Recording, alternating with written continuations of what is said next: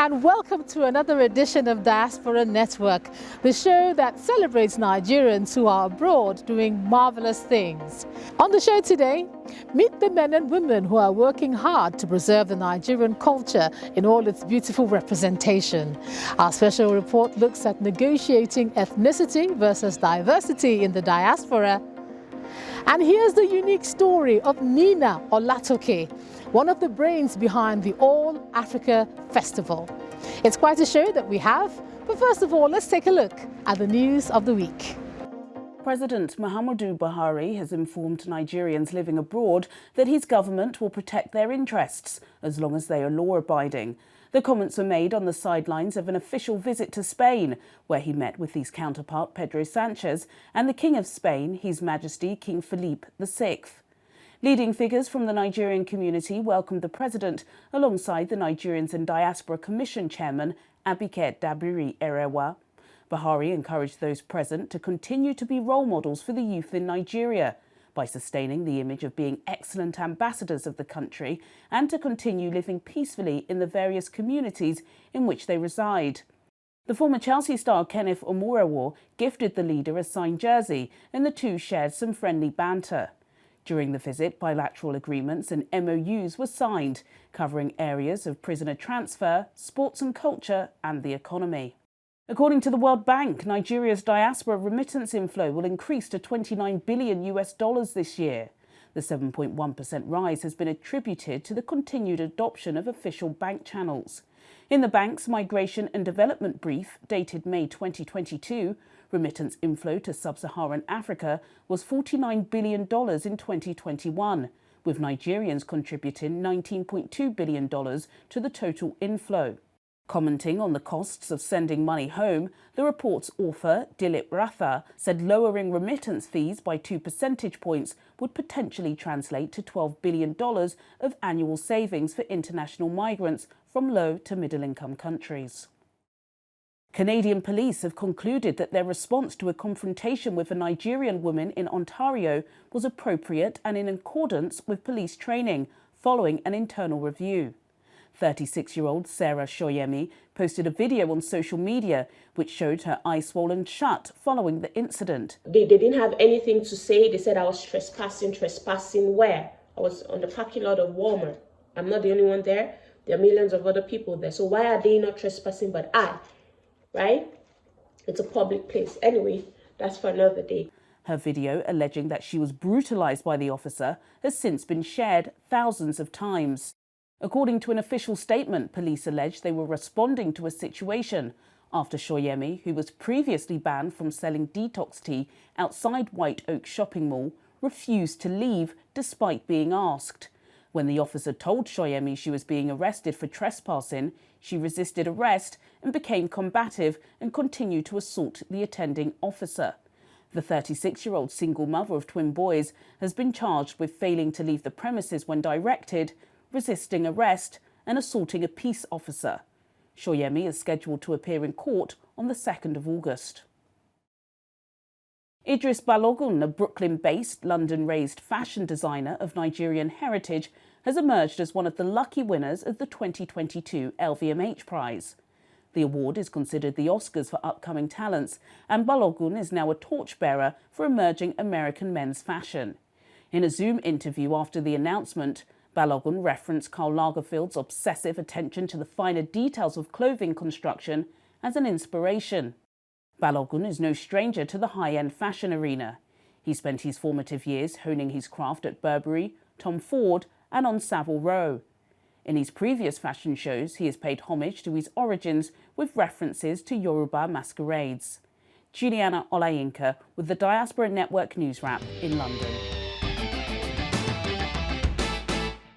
So, we caught up with the activities of the Nigerians in Diaspora Commission as they continue to engage citizens abroad with different programs. Let's take a look. As the invasion of Ukraine continues, the Nigerians in Diaspora organization in Poland has applauded the federal government through the Nigerians in Diaspora Commission and other agencies for the evacuation of Nigerians caught up in the war. The group, led by the president of the organization, Dr. Omotade Omotosho, gave the commendation during a visit to the chairman of the Nigerians in Diaspora Commission, Mrs. Abike Dabiri Erewa, in the nation's capital, Abuja. They also used the opportunity to appeal for quick intervention on the plight of Nigerian students who return from Ukraine, especially medical students who may wish to be absorbed into Nigerian universities. The issue of passport renewal is also an area of need. We have a lot of Nigerian students who have moved back to Nigeria as we speak, and they have not been able to continue their education, as it were. So we don't know what can be done, how the Commission can assist, in, maybe facilitating, some cooperation with the Nigerian, especially the medical students. A lot of them are just staying at home. Some are lucky, their schools are resumed online, so they're able to do, but there are still quite a lot of them that are just staying, at home. So we're hoping that, if NIDCOM will be able to begin some preliminary discussions with maybe higher institutions in Nigeria to see how they can accommodate them. If there's a way they can liaise, if the schools in Ukraine can liaise with the Nigerian, institutions and help them to continue their education. The NIDCOM boss assures the group of government's efforts in handling their request. Our ambassador in Hungary was able to have some negotiations with some universities. So it's an ongoing thing, and one thing is for sure, they must not be left stranded. And then there's a university in St. Dominican Republic that also made an offer, which we put on our website for those who are interested. They said they will get almost a 70% discount. And so if you are paying $60,000, you may be paying $2 or something. It's on our website, and I can give you, I don't know whether those who have taken up or not. So it's just for us to share more information. We will specially take this to the CG Immigration, and if you can also do something in writing, if you have a formal letter documenting the problem and why there's need for urgent intervention, we'll give it to the Comptroller General. Elsewhere, the International Organization for Migration, IOM, is organizing a 3-day capacity-building workshop aimed at enlightening staff of the Nigerians in Diaspora Commission for better output in their various departments and units. IOM also lauds NIDCOM's management for their policies and all-round contribution to development. Policy without implementation is of no effect, and that is why IOM is not relenting, but has committed to supporting the Nigerians in Diaspora Commission in the implementation of the National Diaspora Policy, as well as ensuring that the Commission deliver on its mandate of harnessing the human capital and material resources of Nigerians in diasporas towards the overall socio-economic, cultural, and political development of Nigeria. Ladies and gentlemen, diaspora engagement is a process as well as an outcome. How policies, programs, and institutions are created and how goals are achieved are critical indicators of success. Monitoring and evaluation is prerequisite to more effective engagement with diaspora. NIDCOM hails the IOM for its support, as it believes the need for monitoring and evaluation in fulfilling the Commission's mandate cannot be overemphasized. Are you a Nigerian in diaspora? Do you have a need to contact the Nigerians in Diaspora Commission NIDCOM? Kindly dial any of the numbers on your screen. You can also catch up with all the Commission's activities, including news, articles, and office events, on the website.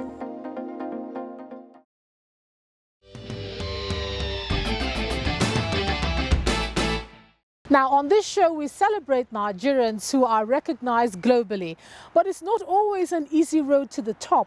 Many have to navigate cultural difference and, of course, the question of identity. Now, here's a look at what we found about Nigerians who tried to build a reputation in other continents of the world. One of the things that defines many, if not the majority of Africans, is the constant pull between navigating their identities of living in the diaspora with keeping an authentic relationship with their heritage countries. Like many African immigrant groups, Nigerians are keen to preserve their rich cultural heritage when amongst a diversity of cultures, so words like identity and ethnicity are catchphrases that many citizens of Nigeria and the diaspora constantly have to negotiate. Much of this is expressed through social groups, language, food, mode of dressing, and festivities. This expression is on full display at events like the Dubai Africa Festival. The festival, which is co-founded by Nigerian Nina Olatoke, is the region's largest showcase and celebration of African cultures, bringing together residents and expats to experience the continent's vibrant energy, beauty, and diversity.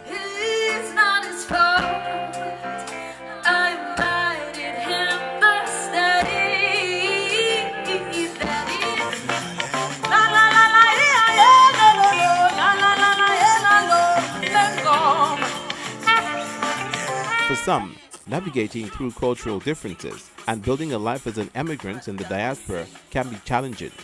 Others see it as an adventure, an avenue to shape their lives and impact others positively.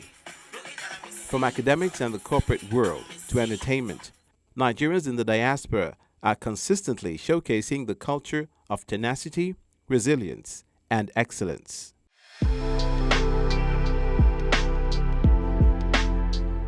Recently, the University of Calgary Law School in Alberta, Canada, graduated an entire class, all of which the roll call comprised Nigerians only. This is just one instance where Nigerians have distinguished themselves as a people of excellence on a global scale.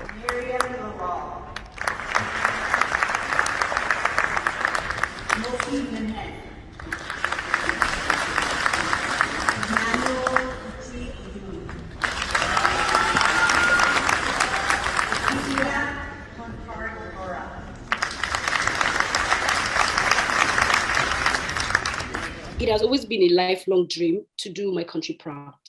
I just never envisaged that it was going to be through this path. It was just a thing of pride when I looked to my right and I looked to my left, and all I could see was my people. And I'm like, yes, these people are my people. And it was a very memorable moment and something that I am extremely proud of. The country may be grappling with certain challenges at home, but the world is dotted with talented Nigerian men and women who are distinguishing themselves amongst their contemporaries in different fields.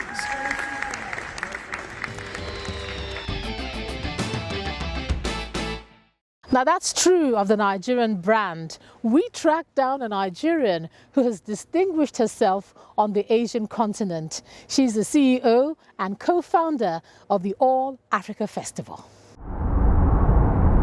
This is the beautiful city of Dubai in the United Arab Emirates. And it's within this corporate concrete maze that we find Nina Olatoke.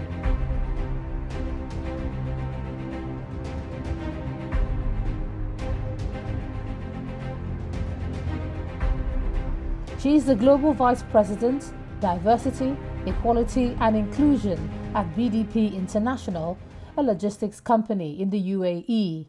She also oversees human resources in Europe, the Middle East and Africa. While this urban city has now become her playground, she grew up in Jos, north-central Nigeria, and attended Command School, Ipaja, Lagos State. She moved on to Kwara State Polytechnic and obtained a diploma in law before transferring to the University of Ilorin to study law. In her third year, she crossed over to Brunel University of London to finish her law degree. She then became a Harvard Business School graduate. But the journey to becoming a human capital development expert began when she moved to the United Kingdom at the age of 21 and then to Istanbul, Turkey. Today, she's a seasoned human resources professional with experience in leading a multitude of employees with diversified backgrounds and cultural distinctions in various countries. Her passion is to see people champion a positive African narrative by focusing on its beautiful representations globally. This zeal for promoting the spirit of Africa in the UAE through intercultural expression birthed the All Africa Festival in Dubai in 2018. The yearly event is the first of its kind, focused on the vibrant celebration of African culture in all its uniqueness through music, fashion, art, and many other cultural expressions. This passion of creating ripples of positive impact is what she passes down to her young family.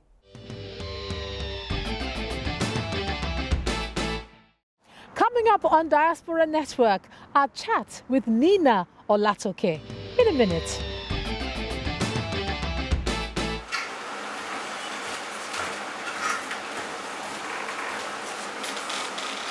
She walks in focused on her mission for the day, telling us all about promoting cultural diversity and celebrating African culture. Nina starts off by talking us through the key childhood moments that inspired her journey to date. So back to the very beginning, born and grew up in Jos Plateau State. I always, even though my father was from Kogi, my mother is from Delta, I always consider myself as a northerner. I think Jos has always been one of those places that are special to me in my heart as well. So grew up with my brothers and my sister, all lived in Jos, had a really, I would say, a normal childhood by Nigerian standards in the 80s, right? Particularly in a city like Jos where everyone was outdoors, everything was family oriented. So growing up Jos was my happy place. And even as an adult, when I want to reminisce about happy places growing up, I go back to Jos. My mom was an accomplished businesswoman, accomplished entrepreneur. Name what business it was, she did it. So from mining of precious minerals and tin to roads to building for the government, whatever it was, she was part of it and she was quite successful. Life changed when she died when I was younger, at 11, so lost my mom. We had to move, and I would say that was a turning point for myself and my siblings when it comes to our life and our life stories from that point. But I would say a positive turning point. I think you get to a point in life where you realize that some of the experiences you have go through in life help to shape you as an individual. I have to big up Command Igbaja. So my commandos, if you're watching this, Command for Life, Command was one of those fun experiences that broke you but taught you an art of discipline. I always tell people that I remember being in school and being a Christian, saying the Lord's Prayer, and immediately after that going to say the Fatwa and the Muslim prayer as well. It was one of those things that shaped understanding. And at the time, we all hated it when we were juniors. We all hated it, to go and fetch me water and all of that stuff. She has always had a love for culture and tells us how she got her creative juices flowing when she arrived in Dubai. I used to work till really late. I'd be one of those people that's still in the office at 7:30. But instead of going straight home, what I would do is just walk around the city. So I'd either, when I was in East Istanbul, I'd walk down Badr Caddesi and go into different shops. Coming to Dubai was Dubai Mall. So even when I was staying at the hotel before we moved to our house, I would get out of work, go to the hotel, drop my laptop, wear my trainers, get a taxi, and head to Dubai Mall. So I would spend hours and hours just walking around the mall. I would have dinner there and do some more walking and then come back to the hotel. And that was literally my routine for almost 9 months. So in doing that, I got to study people. I got to people watch. I got to study what makes people tick, and how do you leverage friends. And then I realized Dubai is so transactional with its relationship. It's transactional and it's transitional. And by observing the global cultures in Dubai, she began to think of ways to percolate Africanness and by extension the Nigerian culture into the mix. Assuming through all this migration, they're now somewhere like New Zealand or Australia or the US or Canada, wherever they are, parents from mixed race backgrounds. But my children will still have, my great-grandchildren or grandchildren will still have an African essence. Who is to narrate their Africanism to them, or who is to tell them they are less African than the other African? Or who is to tell them that their version of culture and how it's translated through their many cultural experiences doesn't matter? That was the birth of the All Africa Festival. That was the birth of saying, actually, why are we limiting it to a continental perspective? Why are we limiting it to a one-track narrative? You have African Americans, African Caribbeans, you have African Europeans, you have African Asians. Even in the Middle East, we have a huge population of African Middle Easterns, people that are either from Oman, Saudi Arabia, or even the UAE that have African heritage. Where are their stories? Where are their narratives of culture? And in search of these narratives, she describes the teething stages of bringing the All Africa Festival to life. Picture this as this Nigerian girl that was born in Jos, Plateau State. So Plateau girl, as far as I'm concerned. You know, mother died at 11. Moved to Lagos. Went to Command. Think of all the stories that I have shared. Some of them I haven't shared to a full extent, but use your imagination to understand that journey. And I am sitting in an office to the top, one of the top real estate property companies in the world, to ask for them not just to run the event on the park, but for them to come as a partner to the first African event of this magnitude and this level in the Middle East, and at a time when Nigerians are not seen positively. The monumental factor of that story is that opportunities are there every day, but you have to grasp those opportunities. And grasp them, she did. That meeting led to partnerships that has seen the festival become the largest showcase of Pan-African cultures, bringing together the region's residents and expats alike to experience the continent's vibrant energy, beauty, and diversity. There's a particular interview that Channels TV featured on their news, I think it was day 2, where there was this Nigerian guy that was saying he's been in Dubai for such a long time and he has never seen and witnessed Africa celebrated like this. People of all cultures, races, ages, creed, coming to celebrate our culture as Africans, but the vibe, the food, and everything. His interview for me encapsulated and probably touched me to my heart as well, because I am Nigerian as well, so I know what that means. And even though the narrative is not a Nigerian narrative, it's an African narrative, it feels very humbling for me to be part of that story. And from a partnership perspective, you have Nigerians, you have Ghanaians, right? So we are really West Africans moving this story forward. And for me, that is the powerful part of it. It's the powerful part of it that we never did this, and look at where we are. She's an advocate for personal and professional growth as she worked her way to the top through hard work, passion, and consistency. She's also a strong believer that every day opens up new experiences to gain new perspective about life and shape the future. At the start, I introduced myself with a very long job title. But one of those job titles is the fact that I look after diversity, equity, and inclusion globally for a US-based company. Why that is significant is because most US-based companies have their DEI head based out of the US because of the racial complexities that exist in the US. I'm the only one I know that is doing this global role from a DEI perspective from a US-based company that isn't from the US and isn't based in the US. It is a testament to bringing your true self to work.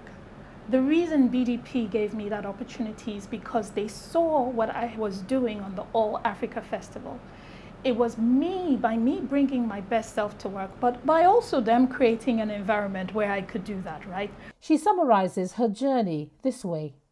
It is a story that simple people can do amazing things in this country we live in. And as people migrate here, it's all about ensuring that you're focused. It's ensuring about you understand the uncommunicated complexities of the UAE. You ensure you understand that you attach yourself to the right groups, to the right circles. The potential here is more than I could have ever imagined. And that's why when I was talking about the narrative of the opportunities that came my way, and even though it took a pay cut to come to the UAE, if I had to live my life over and over and over again, that will still be the decision I make. And here's her advice regarding the Nigerian identity versus diversity on a world stage. Prior to moving here, and even when we just moved here, my kids will always represent themselves as, I am British. My oldest son actually loved Istanbul so much that he claimed he was British Turkish, which was not a thing. But they would always have that identity. In the last 4 years, particularly the last 3 years, my children refer to themselves as Nigerians. And that for me is a reflection of what they have seen me get comfortable with, but also what I'm impacting to them.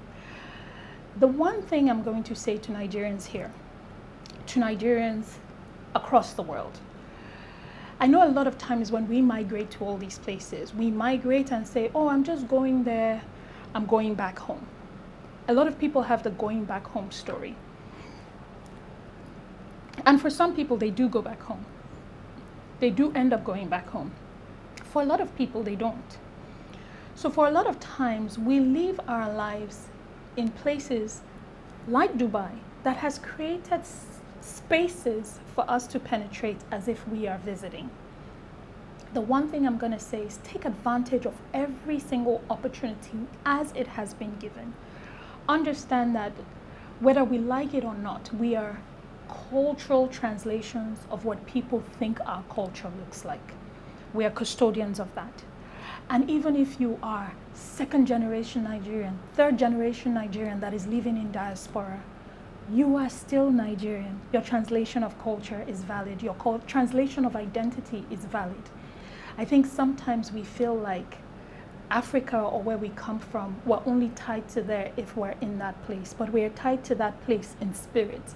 I strongly believe that there is a reason why people are born in what part of the world that they are born in. It's tied to their destiny, it's tied to their identity, it's tied to how they impact history.